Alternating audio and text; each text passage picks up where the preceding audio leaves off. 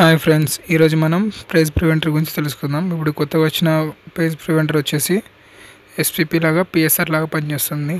అంటే ఎస్పీపీ అంటే only face loss అయితే ఆగిపోద్ది, ఫేస్ రివర్స్ అయినా నడుస్తుంది. పిఎస్ఆర్ అంటేనేమో ఫేస్ లాస్ అయినా ఫేస్ రివర్స్ అయినా ఆగిపోద్ది. అది హైడ్రాలిక్లో వాడతారు పిఎస్ఆర్. ఎస్పీపీ మామూలు ట్రాక్షన్ కంట్రోల్లో వాడతారు.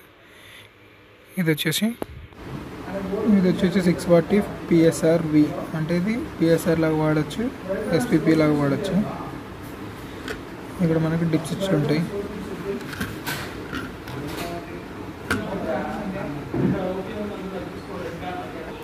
డిప్స్ ఇచ్చిలో వచ్చేసి 1, 2, 3 నెంబర్స్ ఉంటాయి. పైకి ఆన్, కిందికి ఆఫ్.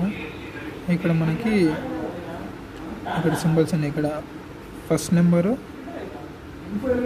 ఆన్ ఉంది కదా, అంటే పైకి ఉంది కాబట్టి అంటే 40 వోల్ట్స్ వేరియేషన్ వచ్చినప్పుడు ఆగిపోద్ది. కిందకి ఉందనుకో 65 వోల్ట్స్ వేరియేషన్ వచ్చినప్పుడు ఆగిపోద్ది. ఇక్కడ సెకండ్ స్విచ్ ఆఫ్ ఉన్నప్పుడేమో ఎస్పీపీ లాగా పనిచేస్తుంది, ఆన్ చేస్తే పిఎస్ఆర్ లాగా పనిచేస్తుంది. నెక్స్ట్ ఇక్కడ థర్డ్ స్విచ్ ఈఎన్బి ఎనేబుల్డ్ డిసేబుల్డ్ ఉంది కదా, 0V UV అంటే సీక్వెన్స్ యూవీ ఇంటర్చేంజ్ చేసినప్పుడు మనకి ఫేస్ రివర్స్ అయితే ఇలా L1, L2, L3 అనేది బ్లింక్ అవుతూ ఉంటుంది. కరెక్ట్ వచ్చినప్పుడు 6 ఎల్ఈడీలు వచ్చి మనకి అక్కడ 1580కి కంటిన్యూటీ వస్తుంది.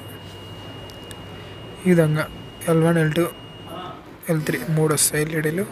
ఇప్పుడు కావాలని నేను L2 ఫేస్ తీసిన అప్పుడు మనకి L2 ఎల్ఈడీ ఒకటి రాదు. ఇప్పుడు డిప్ స్విచ్లన్నీ పైకి ఉన్నాయి. పైకి ఉంటేనేమో ఎస్పీపీ లాగా. మనకి 3 ఫేస్ ఉన్నప్పుడు L1, L2, L3 3 ఎల్ఈడీలు వస్తే 1518 NC అయిపోతుంది. ఎంపీ కాంటాక్టర్ ఎన్ అయింది. ఇప్పుడు ఫేస్ లాస్ అయినప్పుడు ఇక్కడ L2 ఫేస్ కావాలని మనం తీసినప్పుడు ఇక్కడ మనకి L2లో ఎల్ఈడీ రాదు. ఇప్పుడు 1518 NC అవ్వదు. ఇప్పుడు ఇంటర్చేంజ్ చేసినప్పుడు చూపిస్తుంది. ఇప్పుడు కావాలని L1 ఫేస్ చేసిన ఇక్కడ ఎంపీ ఆన్ లేదు, కాబట్టి ఈపీ ఆన్ అయింది, ఏఆర్డీలో వస్తుంది.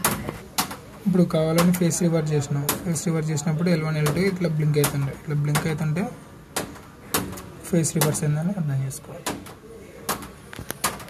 ఎంపీ ఆన్ అవ్వదు, అంటే 1518 NC అవ్వదు.